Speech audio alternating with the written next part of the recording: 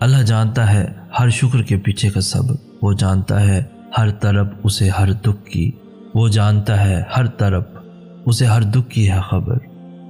اور یاد رکھو جب مشورہ اللہ سے مانگا جاتا ہے تو مشورہ بھی ملتا ہے اور غیبی مدد بھی۔ یاد رکھو دعا اپنے آپ میں ہی قبولیت کی سب سے بڑی دلیل ہے۔ لوگ آپ کو مایوس کریں گے لیکن اللہ کبھی مایوس نہیں کرے گا، اور دلوں پہ راج کرنا ہر کسی کے نصیب میں کہاں ہوتا ہے۔